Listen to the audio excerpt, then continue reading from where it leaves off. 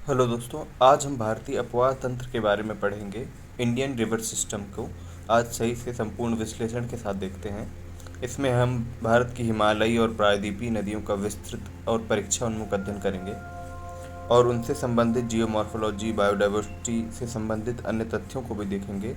इसमें मैंने विगत वर्षों के प्रश्न जो आए हुए हैं यूपीएससी में वो भी शामिल किए हैं। तो चलिए देखते हैं। पहली स्लाइड है भारतीय अपवाह तंत्र की आधारभूत संकल्पनाओं से संबंधित। आधारभूत संकल्पनाएं हैं। पहला है अपवाह तंत्र क्या होता है। अपवाह तंत्र या ड्रेनेज सिस्टम किसे कहा जाता है। जब कोई नदी या उसकी सहायक नदियां मिलकर जितना जल ग्रहण क्षेत्र या कैचमेंट एरिया लेकर बहती हैं उससे उस नदी का बेसिन या अपवाह तंत्र कहते हैं। जैसे मान लीजिए ये गंगा नदी है और जितना भी उसकी सहायक नदी है मिलके सारा क्षेत्र बना रही हैं, ये पूरा कैचमेंट एरिया उसका बेसिन या ड्रेनेज सिस्टम या उसका अपवाह तंत्र कहलाता है। एक संकल्पना है वाटर शेड। ये क्या है, ये अपेक्षाकृत एक छोटी संकल्पना है। यह किसी नदी के जल ग्रहण क्षेत्र और आसपास के स्थल खंड का सम्मिलित रूप है। इसमें केवल नदी जो बह रही है और उसके आसपास का जितना भी क्षेत्र लैंड एरिया है वो मिला के उसका वाटर शेड कहलाता है। और अगर इसमें उसकी सहायक नदियाँ जोड़ दी जाएं और उसके बाद जब पूरा एरिया कवर किया जाएगा तो वो उसका बेसिन कहलाएगा। यानी बेसिन एक बड़ा कॉन्सेप्ट है और वाटर शेड एक छोटा कॉन्सेप्ट है। अब देखते हैं नदियों के प्रकार के बारे में। तो नदियाँ तीन प्रकार की होती हैं। एक होती हैं एंटीसीडेंट रिवर, जिन्हें पूर्ववर्ती नदियाँ कहा जाता है। हिमालय के उत्थान से पूर्व में जो नदियाँ बन गई पहले ही, हिमालय बाद में बना और बाधाओं को काट कर जो गहरे गॉर्ज या खड्ड बनाती गईं और ढाल का अनुसरण नहीं करती हैं, वो नदियाँ पूर्ववर्ती एंटीसीडेंट रिवर कहते हैं। जैसे कि मान लीजिए कोई नदी पहले से ही बह रही है, अब उसके मार्ग में कोई पर्वत निर्माण हो रहा है तो वो क्या करेगी, उस पर्वत को काटते हुए वहाँ से मार्ग बनाते हुए गड्ढा करते हुए उससे निकल जाएगी। तो ये कहलाएगी पूर्ववर्ती रिवर और पूर्ववर्ती नदी। और इसके एग्जाम्पल्स जो हैं वो है सिंधु हो गई, सतलज हो गई, ब्रह्मपुत्र हो गई। ये सारी हिमालयी नदियाँ, ये सब पूर्ववर्ती नदियाँ कहलाती हैं। और दूसरा होता है अनुवर्ती नदियाँ। अनुवर्ती नदियाँ क्या होती हैं, कॉन्सिक्वेंट रिवर बोलते हैं इनको। ये पहले से जो ढाल विकसित होने के बाद की नदियाँ हैं। जैसे मान लीजिए पहले ढाल विकसित हो गया है, उसी के सहारे ये पर्वत बन गया है और फिर यहाँ से कोई नदी गुजर रही है इन दो पर्वतों के बीच में से, तो वो ढाल के अनुरूप ही बहती चली जाएगी। अगर मार्ग में उसमें कोई पर्वत आया हुआ है तो उसके अनुरूप वहाँ से मोड़ लेती हुई चली जाएगी, क्योंकि पर्वत पहले से विद्यमान था तो उसमें इतना वेग भी नहीं होगा। तो ये पूर्णतः भूमि के ढाल का अनुसरण करती हैं और इनके एग्जाम्पल्स हैं कृष्णा, कावेरी, गोदावरी। ये सारी प्रायद्वीपीय नदियाँ कहलाती हैं और इनको कहते हैं कॉन्सिक्वेंट रिवर। तीसरा प्रकार है अध्यारोपित नदियों का, सुपर इम्पोज रिवर। घाटी अपर्दन करते हुए ऊपरी संरचनाओं को काट कर पुरानी चट्टानों पर आरोपित हो जाने वाली नदियाँ, ये अध्यारोपित नदियाँ कहलाती हैं। जैसे कि कोई घाटी है, उसके ऊपरी परत को काटते हुए ये गुजर जाती हैं और वहाँ से अपना मार्ग बना लेती हैं। तो इन नदियों को अध्यारोपित या सुपर इम्पोज्ड नदियाँ कहा जाता है। और ये इन नदियों के एग्जाम्पल्स हैं सुवर्णरेखा, सोन, दामोदर, चंबल, बनास।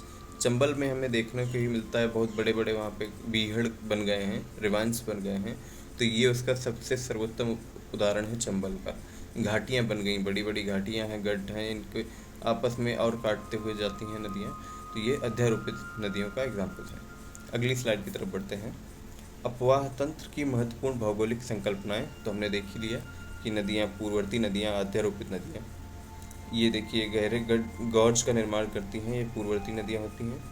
और अध्यारोपित नदियाँ जो ऊपरी चट्टानों को काट कर आरोपित होती हैं, ये मोस्टली प्रायद्वीपीय नदियाँ होती हैं और ये मोस्टली पूर्ववर्ती नदियाँ हिमालयी नदियाँ होती हैं। अब अगला कॉन्सेप्ट है जिसे बोलते हैं डेल्टा। नदी डेल्टा या नदी एस्चुरी क्या होती है। ये डेल्टा है और ये एस्चुरी है। ये कैसे बनते हैं देखते हैं। देखिए मंद ढाल के कारण अवसादों का त्रिभुजाकार जमाव, जैसे कि नदियाँ अपने साथ बहुत सारे अवसाद लेकर चलती हैं और जब उनका ढाल मंद हो जाता है, उनमें गति नहीं रह जाती, तो तटों तक, किनारों तक पहुँचते हुए वो सारे अवसादों को तटों के किनारे इकट्ठा कर देती हैं और विभिन्न धाराओं में बट जाती है एक नदी। तो जो अवसाद उनके बीच में जमा हो जाते हैं वो टीले के रूप में नज़र आते हैं और इन्हीं को बोला जाता है नदी डेल्टा। और जब कोई तीव्र ढाल के कारण नदी सीधे समुद्र में जाके मिलती है। अपने साथ लाए गए अवसादों को जमा नहीं करती बल्कि समुद्र में ही उड़ेल देती है, को गहराई से काट देती है। जो फेमस उदाहरण है एस्चुरी के, वो नर्मदा और ताप्ती हैं। डेल्टा का प्रमुख एग्जाम्पल है वो गंगा और ब्रह्मपुत्र नदी का डेल्टा। रिवर कैप्चरिंग या नदी अपहरण क्या है? तो शक्तिशाली नदी के द्वारा अन्य नदी की धारा को मोड़ लेना, इसे बोलते हैं रिवर कैप्चरिंग। जैसे कि इसमें एग्जाम्पल दिया गया है कि जो तीस्ता नदी है वो गंगा से कटकर ब्रह्मपुत्र में जाके मिल जाती है। उससे ये तीस्ता नदी इधर बहती है सिक्किम में और उसे गंगा में मिलना चाहिए, लेकिन वो गंगा में मिलने के बजाय ब्रह्मपुत्र में जाके मिल जाती है। यानी तीस्ता नदी का ब्रह्मपुत्र के द्वारा अपहरण कर लिया गया है। इसी को बोलते हैं रिवर कैप्चरिंग। बढ़ते हैं आगे। अब पढ़ेंगे हम नदी अपवाह के ज्यामितीय प्रतिरूपों के बारे में। ज्योमेट्री ऑफ ड्रेनेज सिस्टम, कितने प्रकार की ड्रेनेज सिस्टम किस प्रकार से बनते हैं। तो इसमें से पहला है डेंड्रेटिक या वृक्षाकार स्वरूप। तो पेड़ की शाखाओं के समान, जैसे वृक्षाकार है, नाम से ही स्पष्ट है, पेड़ की शाखाओं जैसी पेड़ की शाखाएं होती हैं, उस प्रकार की यदि संरचना में दिखाई देती है ड्रेनेज सिस्टम में। दूसरा है जालीदार ज्यामितीय प्रतिरूप। नदियां समकोण पर मिलती हैं। इसमें क्या है कि एक नदी ऊपर से बह रही है, उसकी सहायक नदियां हैं, ये सारी सहायक नदियां हैं। एक और इसके समानांतर बह रही थी, उसकी भी ये सहायक नदियां थी। ऐसे ही अगर स्वरूप बनता जाए समानांतर नदियों का, तो ये एक प्रकार से ऐसा लगता है जैसे जाली बन रही है, ये जाली का निर्माण कर रही हैं, तो इसीलिए इसको जालीदार स्वरूप बोलते हैं। नदियाँ समकोण पर मिलती हैं अपनति अभिनति के कारण। और छोटा नागपुर की जो नदियाँ हैं, जैसे कि दामोदर हो गई, ये सब जालीदार ज्यामितीय प्रतिरूप का उदाहरण हैं। तीसरा है आयताकार प्रतिरूप। आयताकार प्रतिरूप यानी रेक्टेंगुलर पैटर्न जिसे बोलते हैं, चट्टानी संधियों के कारण समकोण पर संगम होता है। अगर चट्टानें विद्यमान है मार्ग में, तो नदी क्या है, जगह जगह पे मुड़ती जाती है और दूसरी नदियाँ भी चट्टानों की वजह से अगर समकोण पर आके मिलती हैं तो ये प्रतिरूप निर्माण होता है और इसे बोलते हैं आयताकार या रेक्टेंगुलर पैटर्न बोलते हैं। चट्टानी संधियों के कारण समकोण पर संगम, इसके एग्जाम्पल महानदी, यमुना और सहायक नदियाँ, ये सब आयताकार यानी रेक्टेंगुलर ज्यामितीय प्रतिरूप बनाती हैं। एक स्वरूप होता है अरीय या रेडियल बोलते हैं इसको। ये होता है ऐसा कि केंद्रीय उद्गम से चारों दिशाओं में प्रवाह होता है। जैसे मान लीजिए कई सारी नदियों का एक ही उद्गम केंद्र है और वहाँ से कई सारी नदियाँ एक साथ निकल रही हैं, अलग अलग दिशाओं में निकलती हैं, तो ये उसका कहलाता है अरीय स्वरूप। इसके जो इम्पोर्टेंट इसका एग्जाम्पल है वो है सोन, नर्मदा, महानदी, और ये सारी अमरकंटक की पहाड़ी से ही निकलती हैं और ये अरीय प्रतिरूप बनाती हैं, रेडियल पैटर्न बनाती हैं। इसका अगला है वलयाकार या एनुलर। इसमें होता क्या है कि पर्वत श्रेणी के मध्य में वलय यानी रिंग के रूप में प्रवाह होता है। जैसे मान लीजिए कोई पर्वत है और उसके चारों तरफ एक चक्र बनाते हुए नदियों का प्रतिरूप अगर कोई दिखता है तो उसे बोलते हैं वलयाकार या एनुलर प्रतिरूप बोलते हैं। और इसका सर्वोत्तम उदाहरण है नीलगिरी पर्वत श्रेणी।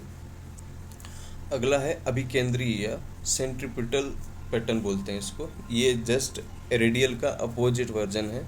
जैसे एक सोर्स था और विभिन्न दिशाओं में नदियाँ निकल रही थी इसमें अरी में, रेडियल में, तो ऐसा ही अगर बहुत सारी नदियाँ एक ही स्थान की तरफ प्रवाहित हो रही हों, एक ही केंद्र हो जहाँ पे वो जाके सब जहाँ उनके मुहाने हों, तो ये बोलेंगे सेंट्रीपिटल या अभिकेंद्रीय पैटर्न दर्शाती हैं।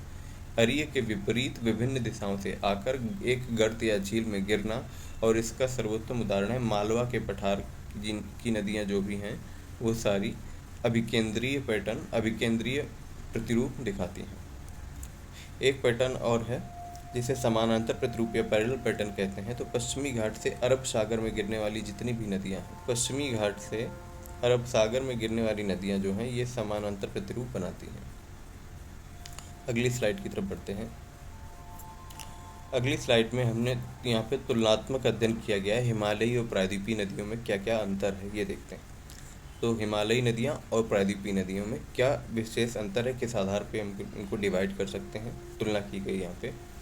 तो सबसे पहले तो जल का स्रोत यानी वाटर सोर्स के लिए, वाटर सोर्स के माध्यम से इनको डिवाइड किया गया है।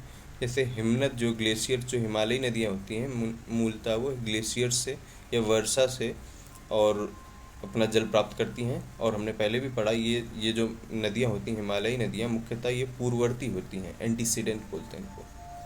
और जो प्रायद्वीपीय नदियाँ होती हैं ये पूर्णतः वर्षा पर ही निर्भर होती हैं। इनका कोई ग्लेशियर इनका सोर्स नहीं होता है। वर्षा जल के एकत्र होने से नदियों का निर्माण होता है। ये कॉन्सिक्वेंट या अनुवर्ती नदियाँ होती हैं जो कि अपने ढाल का अनुसरण करती जाती हैं, जैसे इन्हें ढाल मिलता रहता है वैसा।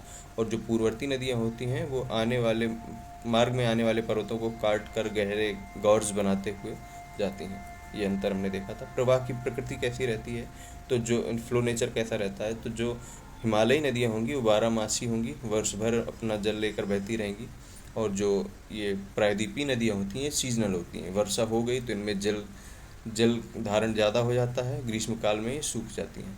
एक नदी है जो प्रायद्वीपीय नदी जो इसका अपवाद है, जिसमें वर्ष भर पानी रहता है, और वो प्रायद्वीपीय नदी है। और एक प्रश्न भी पूछा जा सकता है, तो ये अपवाद है। तो कावेरी नदी जो है वो प्रायद्वीपीय नदी होने के बावजूद भी वर्ष भर जल ग्रहण रखती है। इम्पोर्टेंट पॉइंट था। और अब तीसरा अंतर का आधार है स्टेज या वैली, यानी अवस्था एवं घाटी।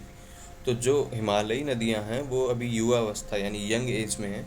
ये गहरे गॉर्ज का निर्माण करती हैं, ये विसर्प या मेनेंडर्स बनाती हैं। सिल्ट होना होता क्या है, जो इन नदियां ये पहाड़ों से निकलने वाली नदियां हैं तो इनमें वेग अत्यधिक होता है, तो ये अपने साथ बहुत सारे अवसादों को लेकर चलती हैं। पहाड़ों या मार्ग में आने वाले पठारों या मैदानी भाग को काटते हुए चलती हैं, तो ये गहरे गार्ज बनाती हैं। और फिर ये विसर्प बनाती हैं। विसर्प क्या होता है, विसर्प का मतलब होता है इस प्रकार का नदी का प्रवाह, सर्प के आकार का नदी का प्रवाह। और इसी से गोखुर झीलों का निर्माण होता है। यानी अगर ये नदी बाद में अपना मार्ग परिवर्तित करके सीधी हो जाती है तो ये जल जो इकट्ठा हुआ था ये एक झील का निर्माण करता है, इन्हें गोखुर झीलें कहा जाता है। और इसी प्रकार जो ये प्रायद्वीपीय नदियाँ होती हैं ये अपनी प्रौढ़ावस्था में हैं, यानी ये अपने ओल्ड एज में आ चुकी हैं। अब इनमें इतना वेग नहीं बचा है, इनमें इतना जल भी नहीं रहता। वर्षा होने के आधार पर इनमें जल का लेवल बढ़ जाता है, तो ये उथली होती हैं और चौड़ी घाटियाँ बन गई हैं ताकि ये उसी में ढाल के अनुसार बहती रहती हैं।